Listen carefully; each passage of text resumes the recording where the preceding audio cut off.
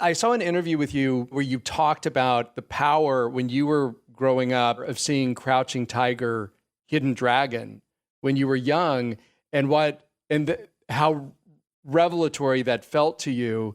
And I thought you're doing a Netflix animated movie that's coming out this fall called Over the Moon, based on a Chinese legend, and you are the voice of the moon goddess. Um, how does it feel for you having really no representation of yourself in pop culture? So Crouching Tiger, Hidden Dragon was a revelation, to now doing this major animated movie about a little girl who, looked like you. That must feel like we've accomplished something. Definitely. I mean, it's so rare that I get to play a character who's specifically written as a Chinese character, let alone be in a film that is completely voiced by Asian actors. Like I can't help but just celebrate that moment because that's certainly not something that I saw very often growing up. And what's so great about this moment is I feel like I have a conversation with myself a lot when I'm sort of contemplating my life or my career or anything, and say, if I could tell my younger self, dot, dot, dot. But what's beautiful about this moment is that there's many younger versions of me that are watching Hamilton, that will watch Over the Moon.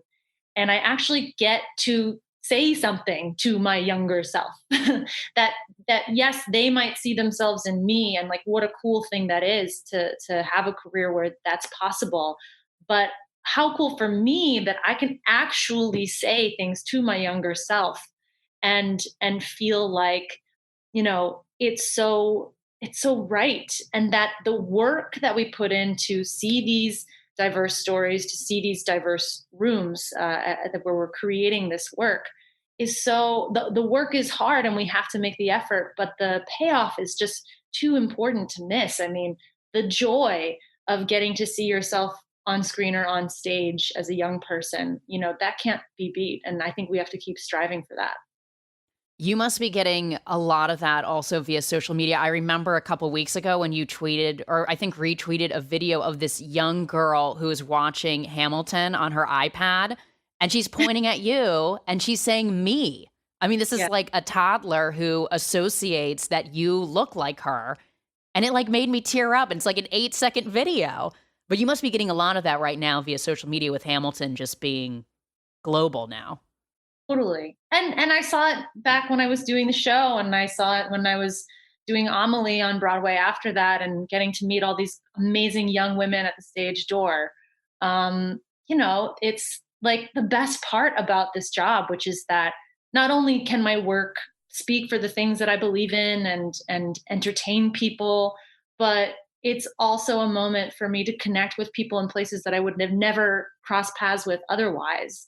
And gosh, like I think stories are what's healing us right now, at a time where we're struggling to find connection because of distance or because of ideals.